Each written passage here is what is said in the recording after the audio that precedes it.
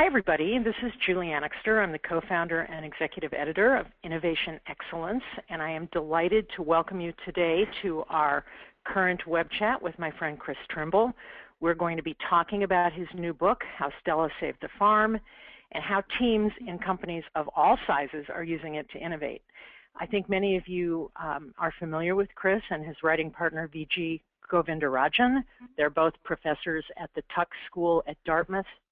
And the thing that's very interesting to us about their work is that in addition to teaching and writing, they've been in the field working with lots of different companies from GE and Microsoft to Fidelity and the New York Times. They've written a number of business books, Reverse Innovation, The Other Side of Innovation, and I'll save why they wrote a fable for Chris. But to start, Chris, I just want to say welcome. It's great to be with you again, and you know, maybe we could jump in to this web chat with a question. Oh, wait, before I do that, I want to remind everybody, got ahead of myself, that you, our audience, are very much invited to be part of this conversation. We are going to spend maybe the first third of our time with Chris doing an overview of the book, and then we'll open it up and you'll be able to send us a question through your question tab, or you can raise your hand. We'll unmute you, and if you've got a microphone working, you can ask Chris a question directly. So do me a favor, click on the hand tab that is on the right of your, we call it a grab tab, at the upper right of your screen. Can you see if you can all raise your hands? See that little five-fingered hand there? Aha, Linda Sullivan, good work. There you go.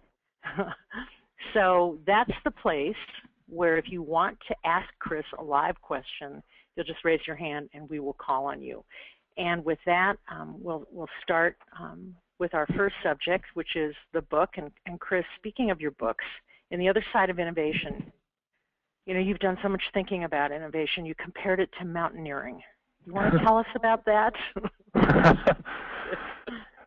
Julie, first of all, thank you, and thanks to everybody who's on the line for joining us today. And yes, I did open the book, The Other Side of Innovation, by comparing innovation to mountaineering. And you know, I'll tell you something, and I am just a casual hiker, but I have always had a dream of tackling a, quote, real mountain, like the one pictured here. This just happens to be Mount Rainier out in Washington State. I haven't climbed a mountain like this yet, but I've talked to people who have, and from those conversations I've learned something really important. And that is, quite simply, that there is a big difference between an expert and a novice climber. And that difference, quite simply, is that the novice celebrates at the top. Okay? Think about that. See, the expert understands that you never celebrate until you're safely back down at the base of the mountain. In fact, the expert understands that the real dangers are on the descent. On the descent, the sun gets higher, the snow gets softer and more susceptible to collapse, and on top of all that, the climbers are more tired and more likely to make a big mistake. Innovation is a lot like this. Okay. In fact, there's a Mount Rainier-like summit in every innovation journey, and it happens when you say, by gosh, that is a fantastic idea. Okay, let's take that to market. Let's make things happen. Okay? And we focus a lot of energy and a lot of intensity on that search for the big idea. Okay? And when we finally get there, it can feel enormously satisfying. Okay? Of course, a big idea is only a beginning. After the big idea comes what we call the other side of innovation. And that's the tough, tough journey from big idea to big impact. So what's the bottom line here? It's very important to recognize that innovation is a two-part challenge. Part one is the idea. Part two is execution. Now, these two phases of the innovation challenge have almost nothing to do with each other. Both are hard, okay? Both are very challenging, in fact, and you have to succeed at both. But they have almost nothing to do with each other. The idea part, hey, that's about brainstorming, it's about creativity, it's about serendipity, it's about unlikely combinations of ideas, it's about all that great stuff. And execution, That's about the blood, sweat, and tears of getting the work done. These two phases have almost nothing to do with each other, and it's so crucial that we recognize that. So Chris, let me ask you this. What happens when companies get too skewed on one side or the other and don't recognize that ideas and execution are really different challenges? So most companies treat the entire challenge as though it's the front end of the challenge, the ideas part. And because of that, we tend to imagine that what works in ideas works in execution. And that's problematic. Here's a couple things that happen, and I can sort of illustrate this by sharing two very common questions I get when I go out and present on the road. One of those questions is, hey, Chris, how do I identify the real innovation heroes in my organization? Okay, very common question. Another is, how can I knock down at least some of the barriers that I know that they're going to face? Now, hopefully what you're recognizing here is heroes in the word. We tend to imagine that innovation in its totality is about individual heroes, brilliant people with brilliant ideas, people that not only are creative geniuses, but are absolutely determined to make things happen, no matter what it takes. Okay? We tend to imagine that all of innovation is about innovation heroes, brilliant people with brilliant ideas.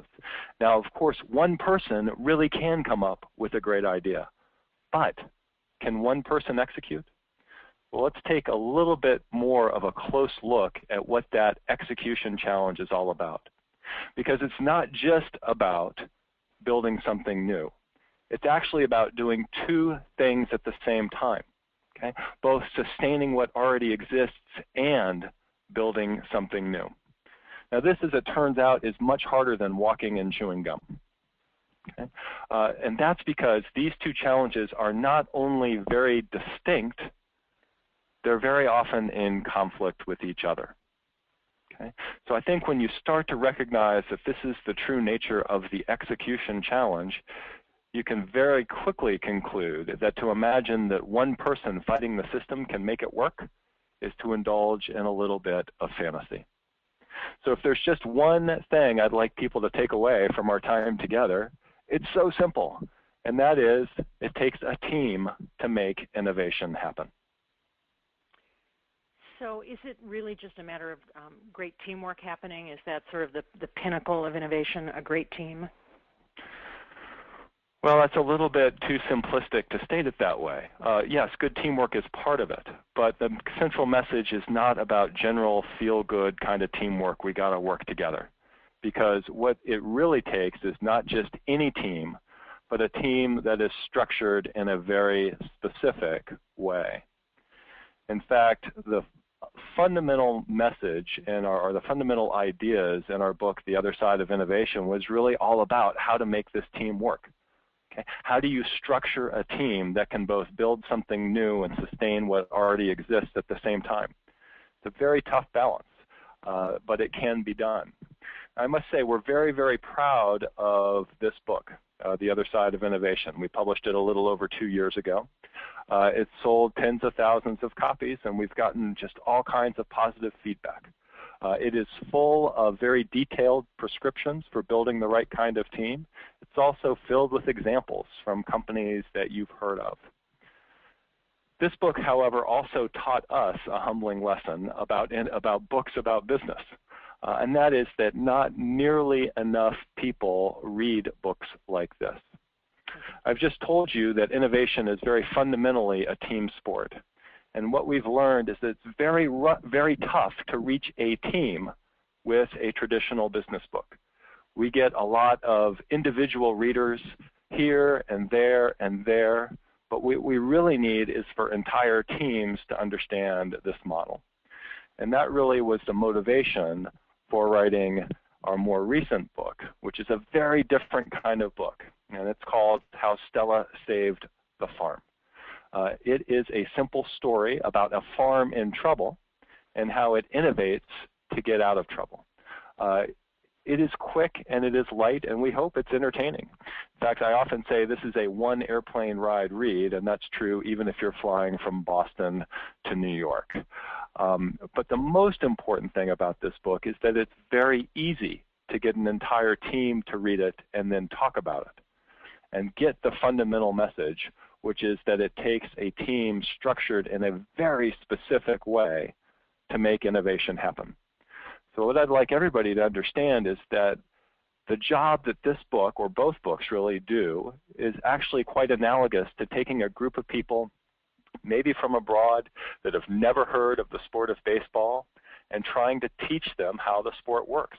And at some point, very early in that conversation, you've got to say, hey, this is the catcher's job, this is the pitcher's job, the first baseman, the outfielders, and so on. Well, How Stella Saved the Farm is just like that. It conveys a specific team structure, one that is ideally suited for doing these two jobs at the same time. That's building something new and sustaining what already exists.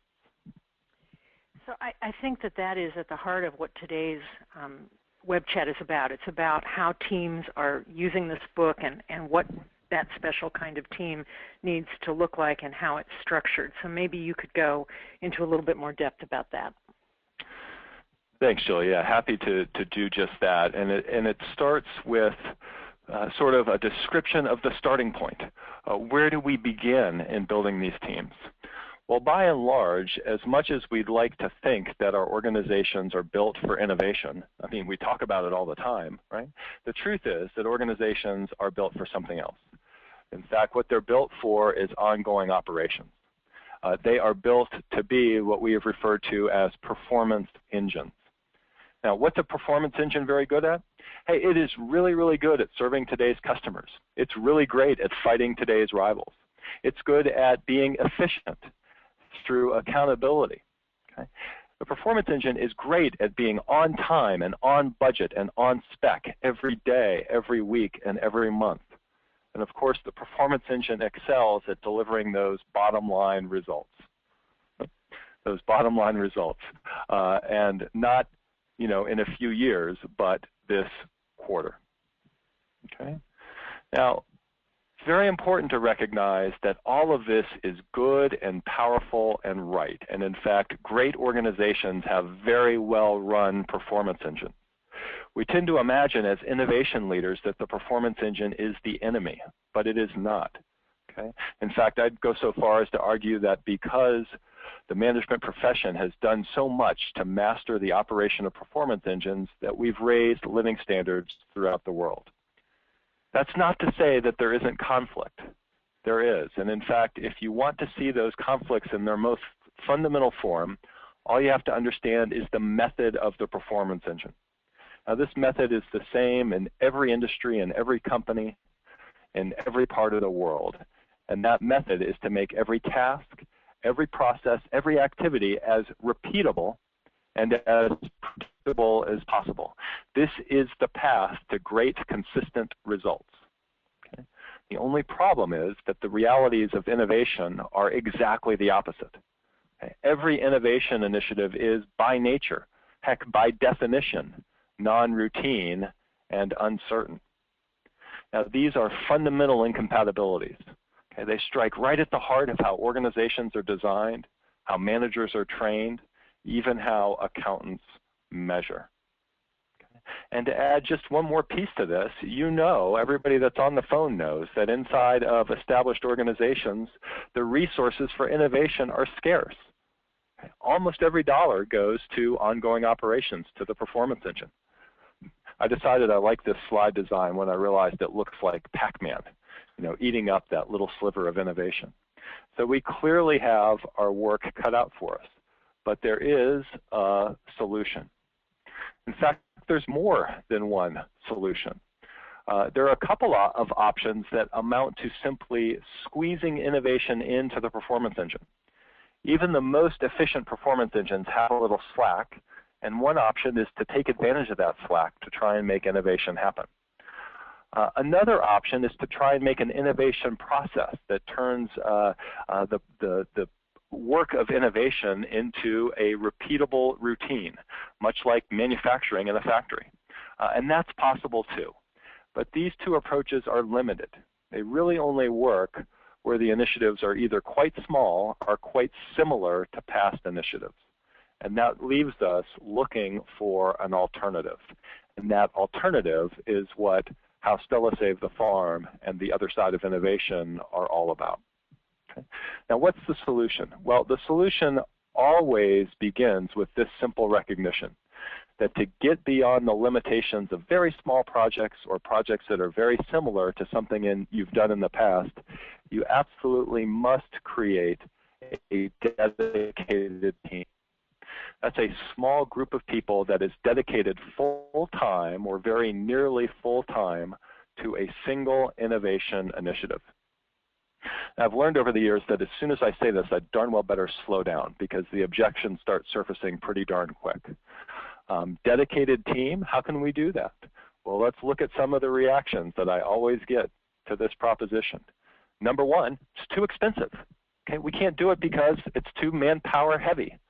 Now, this is a really interesting reaction because if you think about it, if you're committed to a project that has a certain number of man hours as a price tag, okay, what difference does it make is if you try and staff it with a large number of part-time people or a small number of full-time people?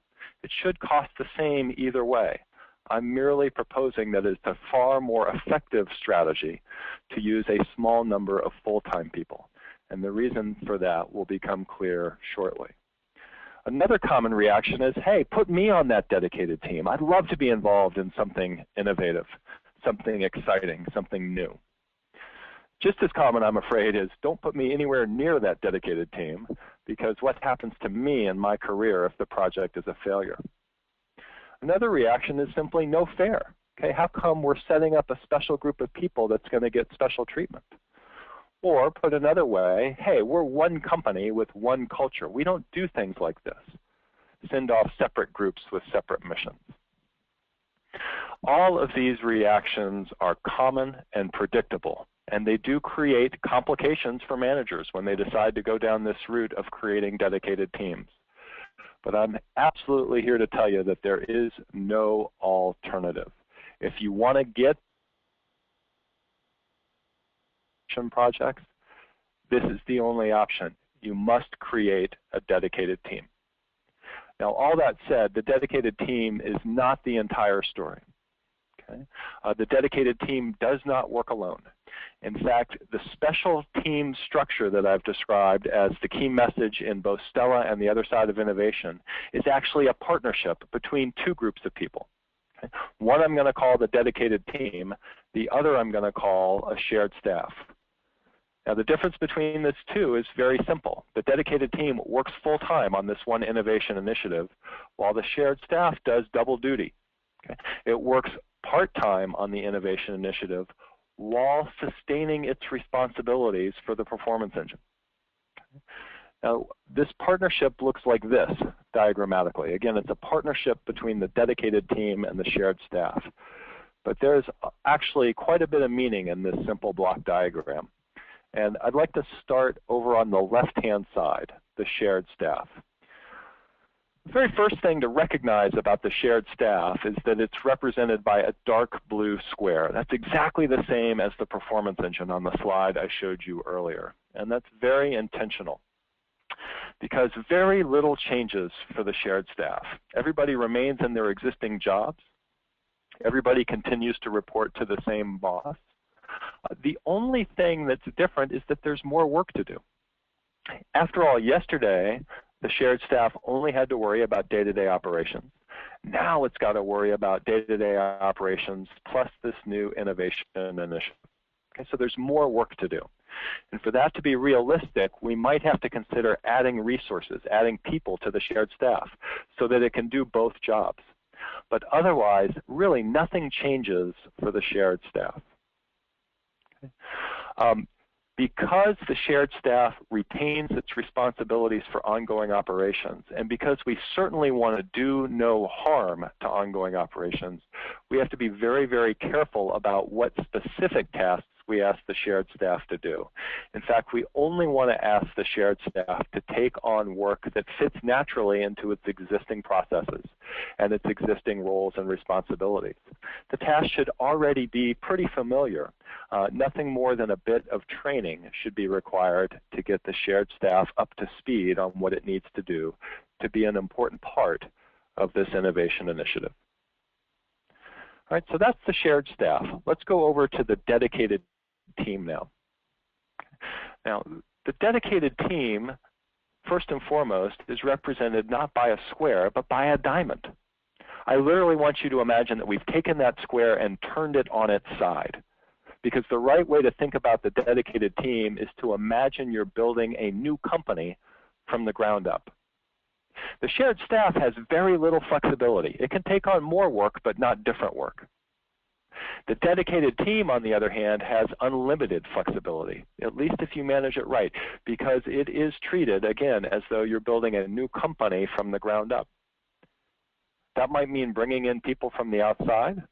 It almost certainly means defining new roles and responsibilities, maybe giving people new titles, maybe creating a hierarchy that's quite different from the way the performance engine operates, maybe some different metrics, a distinct culture. Okay. Building the dedicated team is like building a new company from the ground up. Now, we shouldn't leave this slide without also talking to that innocuous little word in the middle, partnership. This is a tough partnership to manage. In part, that's because innovation and day-to-day operations are inevitably in conflict. But it's also because the dedicated team and the shared staff are quite purposefully very different from each other. So this is a little bit like Mars and Venus trying to get along. Okay? That said, you cannot give up on this partnership. Okay? To give up on this partnership is to give up on innovation itself. We've got to make this work. One of the very first things you need is an innovation leader that takes the right approach. Okay? I don't like to see innovation heroes that fashion themselves as rebels that want to fight the system. Instead, what you want is a positive and collaborative leader, one who really wants to build a partnership with the performance engine. The best innovation leaders I've ever seen go way out of their way to share credit with the shared staff at every opportunity. All that said, even the best innovation leaders need help. And I think you'll see why on this very next slide. Let's start with the innovation leader or the project leader over here on the center right of this slide. This is, by the way, the exact same diagram with a very generic org chart added on top of it. Okay. So because the project leader is sort of the most senior person fully responsible for the innovation initiative, both the shared staff and the dedicated team report to him or to her. That said, it's not too hard to see where the conflict lies because the shared staff also still is involved very heavily in ongoing operations and therefore still reports to the existing chain of command. Maybe that's a functional head and then a general manager. Now, because we know innovation and day-to-day operations are inevitably in conflict, okay, we know that the project leader and the general manager are practically guaranteed to be at odds with each other. Unfortunately, this is never a fair fight. In fact, left unsupervised, the general manager wins these conflicts about 100.0000% of the time. Okay. The only way this partnership remains a healthy one is if there's an even more powerful force involved. Okay. A senior leader or a senior committee that is actively engaged in making sure this partnership is healthy and is ready to step in and intervene on behalf of the project leader when doing so makes sense for the company as a whole. I mean, the general manager has every imaginable advantage. They're more senior, more powerful. They almost surely know people at the top. They have more resources under command. And on top of all that, when they need something, it's because a customer wants it right now or because they need to hit that number at the end of the quarter. Okay. The project leader, on the other hand, has a small initiative. And by the way, when they need something, it's because they're pursuing a long-term and uncertain aspiration. So some senior leaders make the mistake of saying, hey, general manager, hey, project leader, you guys are both adults. Certainly you can work this out on your own. Okay. But this is sort of like imagining that the hammer and nail can work out their differences. It just doesn't work. Again, the only way this model works is if there's a more powerful force in the mix, a senior leader or committee that is actively involved in keeping this partnership healthy, no matter what that requires. You know, Chris, we have talked about this chart a number of times on our web chats, but we haven't spent a lot of time on this role of the detached analyst. And I know at some companies I've been at recently, at GE and others, there have been some questions about that. So maybe you could flesh that one out for us. Yeah, thanks, Julie. That's a great question because the detached analyst is a really important role. And that person's role is to sort of stand to the side and to be detached and to be rational and provide good guidance on whether the innovation initiative is on track to success or perhaps on a track to failure. The way he does this, the way the detached analyst does this, is by recognizing that every innovation initiative is properly viewed as an experiment. Now, in one sense, anybody can go run an experiment. I mean, just go try something. Okay, but what this person in this role must do is make sure that it's a disciplined experiment. Okay? Especially if there's a lot of money being spent, we want to make sure that the experiment is as disciplined as possible. Now, why is that so important? Well, you get something very, very valuable from running a disciplined experiment. Put quite simply, if you run a disciplined experiment, you're going to learn as quickly as possible. Now, let me be very quick to say that I'm not talking about learning in the general feel-good sense of the word. Quite to the contrary, I'm talking about a very specific form of learning. Learning in this context is a process of making predictions of where this innovation initiative is headed, and then over time making those predictions better. In other words, it is a process of turning the wild guesses that are always a part of every plan into more informed estimates, and eventually turning those informed estimates into very reliable forecasts. In my view, this is the learning curve that matters most. Okay, why is that? Because if you're able to make better predictions, you're going to make better decisions, and better decisions are going to get you to better results. Now, this is innovation, so there's, of course, no guarantee of success. Okay, but what disciplined experimentation will get you is, at the very least, a short and quick and inexpensive failure, and help you avoid those long-term, very expensive, very painful ones. What does a disciplined experiment look like? Well, I actually think everybody knows because you start learning it very early in grade school. Okay, you start with a formal hypothesis. Okay? You predict outcomes in advance and try and document how you came up with those predictions. You execute the experiment, all the while measuring the results and documenting your observations. And then, of course, most critically, you assess lessons learned. And you do that by analyzing the differences between what you thought was going to happen and what actually happened. That is, by analyzing the differences between what you predicted and actual outcomes. This is one of those slides that's very easy to say, much harder to do. The most valuable player on your innovation team can be somebody who's able to keep you on the process here and stand as a rational analyst. It's very hard for the innovation leader to do this job because the innovation leader is so emotionally invested in the project. Right? Every day they wake up and they've got to sell the potential of this project to the people working directly for them, to their customers, to their bosses. So it's hard to go from that mode of thinking and that mode of being to being a detached analyst. It almost has to be a separate person. What that separate person can do is make sure that the plan is a separate standalone plan, okay, with custom metrics that help you test the specific assumption.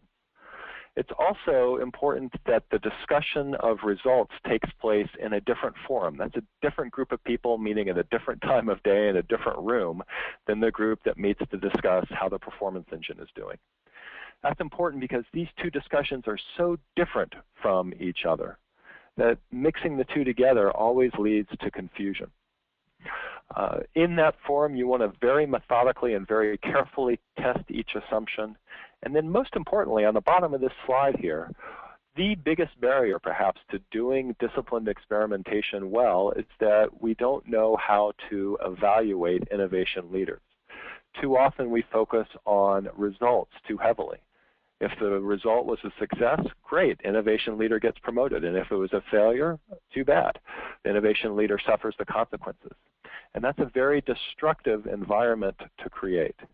Instead, we want to evaluate the innovation leader based on whether or not they were able to run a disciplined experiment. Did they have a clear hypothesis? Did everybody on the team understand what that hypothesis was? When the team makes a change in direction, is that on the basis of data that calls one of those assumptions into question, or is it on the basis of gut feel? These are the types of questions that you ask to evaluate whether an innovation leader has run a disciplined experiment. And again, a detached analyst can be a very good addition to the team to help do exactly that.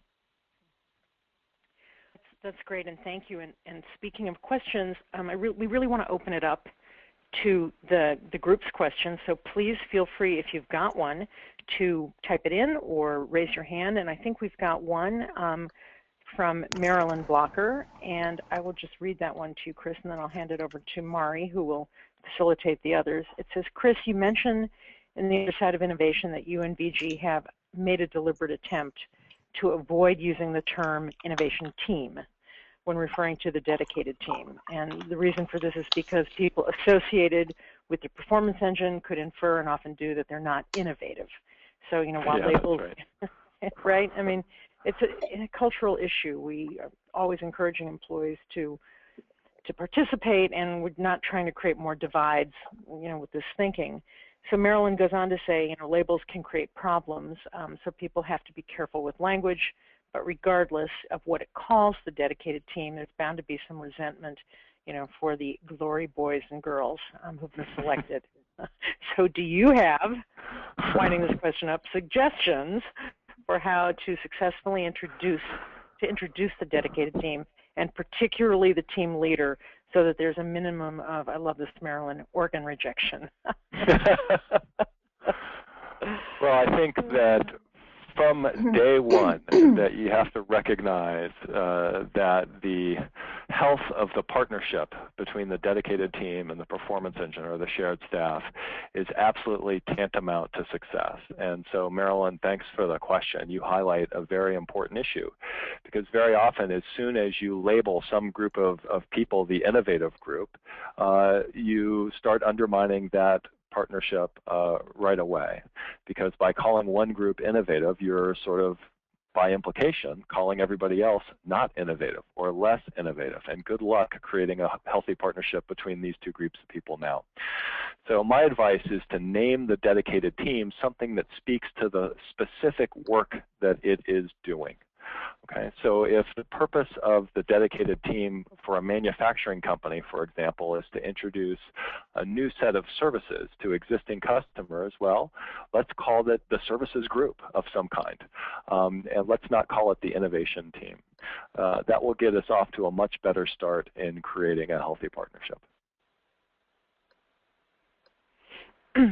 Okay, thank you. And I think we've got some more. Mari, do you want to serve up another one? Art King is on the line. Art, do you have a question? Oh, I'm with Spider Cloud Wireless, and in the past I've done a number of experiments where I didn't know what the outcome was, and the outcome actually ended up being discovered as a result of the experiments. How would you approach that when you're pitching it for from a funding and time perspective? Art, great question, and thank you. I think that the way to approach getting funded for an experiment is to be very open about what you know and what you don't know, and to lay it on the line and say, this is why I think it's a good bet, because I'm pretty confident about ABC. That's not to say that there are not some big unknowns, and here's what I think they are. For example, I don't know if our model of direct sales will generate enough customers, for example, and so that's something we want to test quickly and early. What you want to sell is disciplined experimentation. I don't know if everything in my plan is right, but we're going to find out quick and cheap. And if my hunch is correct, we'll have a big success on our hands. Something along those lines. You want to set down the path of disciplined experimentation from that initial proposal. Cool. We have another question, Chris, from Lisa. Lisa? Lisa Butel, are you there? Would you like to ask a question? She may not have a microphone. Well, I know Lisa, so I hope Lisa will take the opportunity to type a message into the question box, and then we'll get to it. Back to you, Mari. We have another question from Lynn Levesque, and she says, Chris, does the detached analyst work on the dedicated team full-time? What skills do they need? Lynn, great to hear from you as well. Thanks for joining us today. I don't think that you need a dedicated analyst to be on the team full-time, and in fact, that might be counterproductive because that might make it a lot harder for the analyst to be detached because now their fortunes are so fully tied to the success or failure of this project. Much more likely, it's somebody who is in an advisory role to the senior executive to whom the innovation leader or the project leader is reporting. And the skills they need to have, it's an interesting question. It was sort of deliberate in how Stella Saved the Farm that this particular character, Einstein, was a scientist because people with scientific training are quite naturally good at this job. So if you work at a company where you have a big or R&D function and you've got a lot of people with scientific training, that might be the place to go right from the beginning to find somebody who can do this work. You might also consider bringing somebody into your company that can play this role from the startup sector or from the venture capital industry. You might look there for those skills as well. Great. Chris. Okay, sorry. I was just going to add to that I've been in a couple of these disciplined experiments where we've had the finance person playing that role, and it's worked. It's worked really well. Yep. But the thing that I would note is that the finance person has been in the spirit of their involvement has been like learning support and really understanding the experiment versus just looking at the numbers. So, I'm curious, have you seen the finance person play a role as the analyst? Yeah, absolutely. I have. It's hard to make a blanket statement about people from finance are good or bad. They can be either. And what you have to be sure of is that they can pull themselves out of the performance engine frame. And in that frame, you've got some very well understood metrics and some very well understood standards that you're supposed to hit quarter in, quarter out. As soon as you launch an innovation initiative, you've got to walk away from those numbers and walk away from the belief that you know what constitutes success. You've got to instead test a theory that you lay out in advance, and that's a very different mindset. You want to make sure that you have a person that can change back and forth, if you will, from a performance engine to an innovation mindset.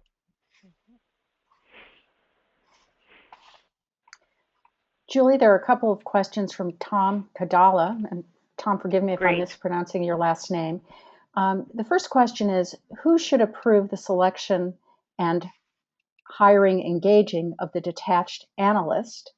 And his second question says, should the innovative team work under the same roof or close proximity to the operations team? Is there an implementation template? Tom, it's a great question. Thank you. I think that the CEO is ultimately the one who's accountable for the bet on the innovation initiative, and the detached analyst ought to be in the role of advising the CEO on the progress of that initiative. How are we doing? It's not an easy question. So I would think that the approver of who the detached analyst is going to be pretty high up in the company, right up to the person who makes the decision. Yes, we're going to make this investment. In larger companies, that may not be the CEO, but I'd look to the person who approved the investment for the innovation initiative to also be the one who selects and works with the person I've described as the detached analyst. On the question of the relationship between the dedicated team and the performance engine, you know, I've often found that dedicated teams want to have their own space and maybe even to be in a different location. And this can actually be very productive because when you're trying to build a dedicated team, part of the challenge is sort of breaking down all existing work relationships and all existing understandings about who does what. And building up something new from scratch. As I said, just like you're building a new company from the ground up. And simply having everybody in the same location can be conducive to creating the face-to-face interaction that's very helpful in doing this. That said, let's also keep in mind that the health of the partnership with the performance engine is tantamount. If we're in a whole different city, it's going to be hard to manage that relationship. So I think you want to keep both things in mind. Very often, you'll see dedicated teams with their own space, but not that far from the rest of the company, and especially not that far from the people who are most important to build a productive relationship with. In one case study we did at Dow Jones, the innovation leader very much needed to have a good relationship with the sales team at the Wall Street Journal. And so he did set up his own space, and it was right down the hall from the sales group. And I think that was quite clever on his part. We have another question from Jackie Cleveland. She says, is your definition of innovation only those game changer kinds of initiatives? Because what if you want the performance engine to be more innovative in how they approach their work? Yeah, that's a great question, and one that we have gone into greater detail on in past webcasts, but it's great that that question is asked. You know, the way I define innovation is very broad and very inclusive. It is any project that is new to the company and has an uncertain outcome. And your question was, gee, can't the performance engine tackle some of those innovation projects? And the answer is absolutely yes, it can. But there are only two models for making this work, and I described them very briefly earlier. One is to try and sort of squeeze innovation into the little bits of slack that exist even in the most efficiently managed performance engines. And that can work, and that can be very powerful just so long as we're talking about very small projects. I mean, people are really busy, and so if we're talking about anything that's bigger than what one person or at most a handful of people can do in their free time, the project is simply too big to squeeze into the performance engine. So yes, you hear a lot of companies talk about creating a so-called culture of innovation, so that everybody can be an innovator every day. Everybody can come up with ideas. Everybody can even take some initiative to make things happen. And when you create this culture, yes, indeed, you can create an infinite number of ideas, but you can only execute the relatively small projects. And I'm literally talking about the number of person hours involved in getting the work done. So anything beyond what a few people can do in their spare time is too big. So absolutely, we want our performance engines to be innovative, but we've got to recognize what a realistic expectation is. Big projects or projects that aren't very similar to something we've done in the past, we're going to have to use the model I've just described here for. That is a dedicated team working in partnership with the shared staff. Here's another one from Devinder Singh. Chris, I work with owner entrepreneurs on execution of innovation. They personally lead the execution of innovation along with running the business. How do you see application of concept of dedicated shared teams to be applied in such context? Yes, I think the question really applies to you. How does this model work in very small companies? And there is a phase early in a company's life when it does not apply, but it starts to apply just as soon as you have an operation that's proven and profitable and has become routine. Which is to say it's become performance engine-like. As soon as that happens, then you start to create constraints to innovation that can only be overcome with the model that I've described here, the dedicated team in partnership with the shared staff. Now, entrepreneurs or smaller companies often look and say, how can I find the resources to create a dedicated team? I've only got 20 people in my company as it is. And I say, well, if you don't have enough resources to create the dedicated team, then you're going to need to do exactly what you did when you launched your company, which is to say, go find the capital so you can hire those people. Either go to the bank or go to your funders. And if you can't do that, then this innovation initiative is just out of reach for your company at that time. Okay, here's another one, Chris, from John Bucalo. He asks, are there metrics to measure how well the partnership between the PE and dedicated team are working? That's an interesting one. I don't know if this is something you can measure per se. I think the health of the partnership is pretty evident from how much squabbling there is going on, how anxious the people on the dedicated team are, how aggrieved the people on the shared staff are about the potential disruption that the innovation initiative is creating. There aren't metrics, but some of these tensions can be overcome with a little bit of measurement and through a little bit of creating incentives that help keep the partnership more healthy. There's actually several different examples of this, and I'll just choose one that I think is very, very common and works quite well. And that is, it's a very good idea for the project leader to actually pay the shared staff or the performance engine for whatever they get from it. And that way, and I should say the amount of the payment doesn't even matter that much. It doesn't have to be precise, right? What's important is the symbolism that is created when this happens. As soon as the dedicated team is actually paying the performance engine, well, by gosh, it starts to look more like a customer and less like a distraction. And it also helps the performance engine leaders hit those routine quarterly metrics that they know they're going to have to hit. So it can be a real game changer. Very simple. It's just an internal transfer. There's no actual cash changing hands, but it changes attitudes enormously.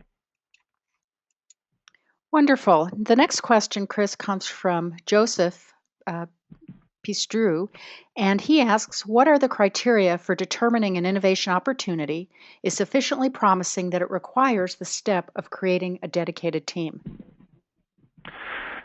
Hi, Joseph. It's good to connect with you again, and thanks for the question. I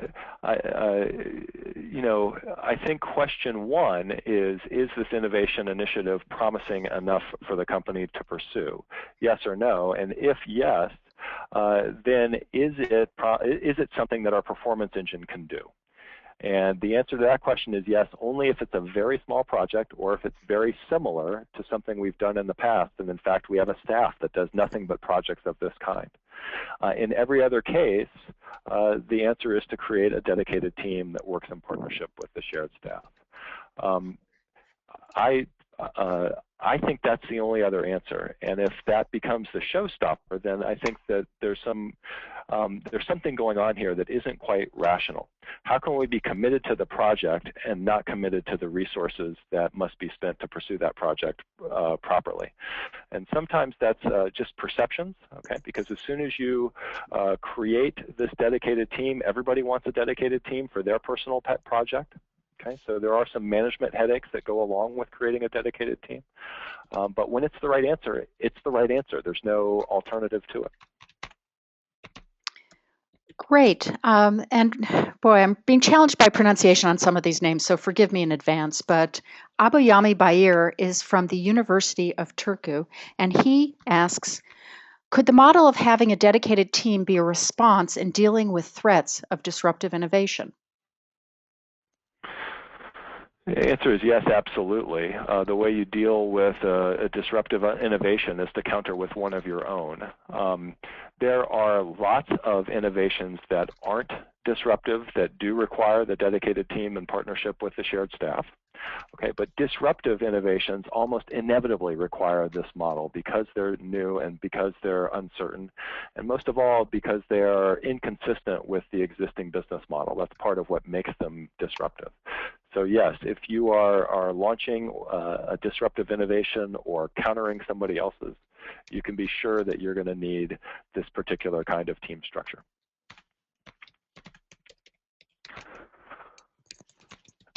Great. I think we have time for a few more. Go ahead, Julie. Yeah, I'd love to jump in and kind of pay off the question that we asked as the title of this web chat, and that's how teams are using the book, using How Stella Saved the Farm, to organize their innovation efforts within companies. So I know, Chris, you've seen this in lots of companies. Maybe you could, share some of that work. Julie, thanks so much. Yes, as I said earlier, what we think the real power of this book, How Stella Saved the Farm, is that you can get an entire team to read it and then talk about it. In fact, almost everybody that starts reading this book is going to finish it, and then the very next thing they're going to want to do with it is talk to their colleagues about the book and what its implications are for their organization. The book delivers exactly the model I've described earlier, and in fact every character in the book fits onto the chart I showed you earlier. And so what you can do by getting a team to read this book and then talk about it is very powerful. Quite simply, you can get every team member to walk in the shoes of every other team member and feel like and experience what it feels like to be in every position on this chart. For a team to truly be effective, everybody has to understand everybody else's job. Everybody has to understand what everybody else is expected to contribute. This book can instigate a conversation that achieves exactly that. How easy is it to have this discussion? My gosh, it is so simple. All you have to do is get your teammates to read the book and then gather them together. And this can be a very informal gathering. You can do it over lunch. You can do it over snacks. And all you have to do is start a debate about one simple question: who really saved the farm? And this usually ends up being a lot of fun. A lot of people will come to the discussion ready to argue very strenuously for the point of view of their particular character, perhaps the one they related to most directly. Another fun thing that happens is that people start saying, who in their company fits into what box on this chart? Who's the Mav in our company? Who's the Bull in our company? Who's the Deirdre? And so forth. Companies have a great deal of fun with this. And we've actually interviewed a few people who have already, in the 2 months since this book has been launched, gathered their teammates together for a conversation about this book and talked about it. And we've interviewed them and posted the interviews on the website at howstellasavedthefarm.com. So if you're interested in trying this, I encourage you to visit the website and listen to some of the experience that others have had in the book. But Julie, let me turn it back to you and to Mari and see if anybody has any questions about how to put Stella specifically to work as a tool in their organization. Well, here's one that is along those lines, maybe not completely, but I think it's a great question. Would Mav, the dedicated team leader in Stella, have been better accepted if he had once been part of them, the larger, well-established team? Well, the answer is yes. He would have an easier time, or anybody who sort of takes on the leadership role of an innovation initiative coming from the inside has a somewhat better chance of being accepted. But I think it comes down more heavily on how that innovation leader behaves, and specifically whether they imagine the performance engine to be the enemy or a potential partner. We've seen examples of innovation leaders that have succeeded both from the inside and from the outside. And I should quickly add that very often outsiders are very valuable on the dedicated team. Remember that the whole task of building that dedicated team boils down to taking apart what exists and building up something completely new and different. Outsiders are very much catalysts in the process. So if the leader is not coming from the outside, I think it's a very good idea if a substantial fraction of those working for the leader come from the outside, at least a quarter, maybe a third, somewhere along those lines. Enormously powerful to do that. Mm-hmm. Well, speaking of outsiders, there's a great outsider question here from Gabor Nagy from Hayworth, who asks, have you thought about creating a 10-minute video on the book in a cartoon format? Well, that is a great idea, and yes, we have. It has been suggested to us, and I'll be completely candid. I haven't pursued that yet, but I like the idea, and we'll leave it at that for now.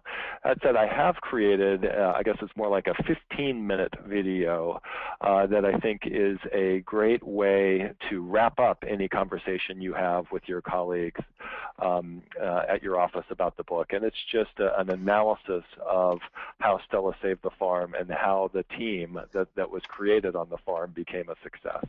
I won't go so far as to say it's the answer sheet or the Cliff Notes, but it's just it's much of what you just heard on this webinar today, put in a different form and specifically targeted for people who've already read.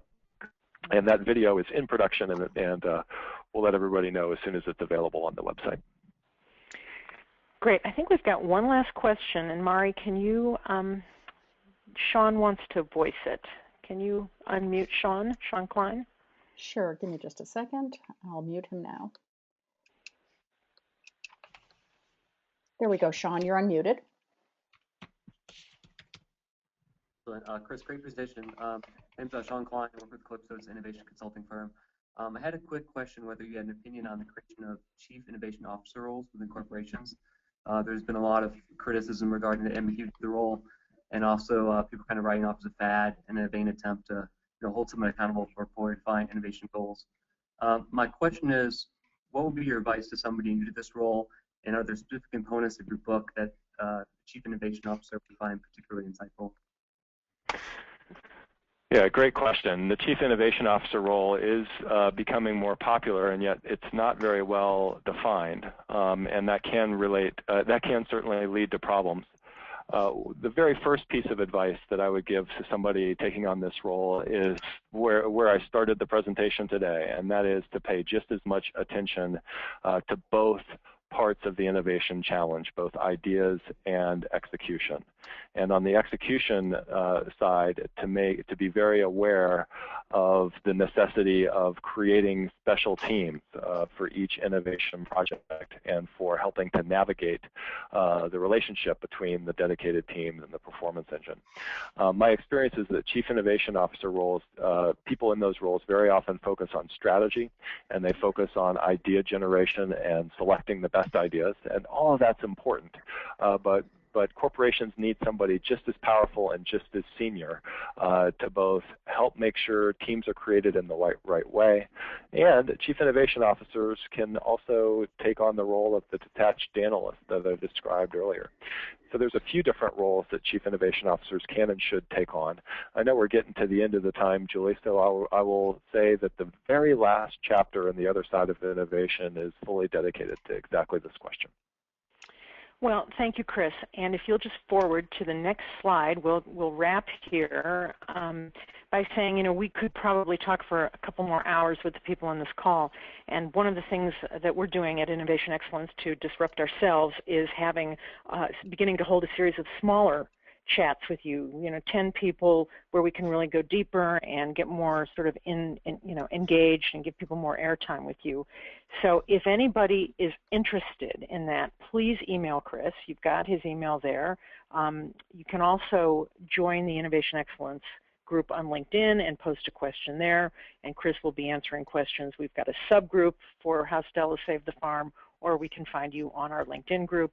We are really committed to bringing books like How Stella Saved the Farm to the community, books that we think can actually, create action, make a difference. So thank you all so much for being with us today, and please, follow us, stay engaged. We'd love to keep the conversation going. Chris, I really, thank you very much for the time today. Julie, my pleasure. It's great being here. Great event, and thanks in particular to the audience for joining us today. Yeah. All right, everybody. Have a great rest of the afternoon, and let's go save the farm.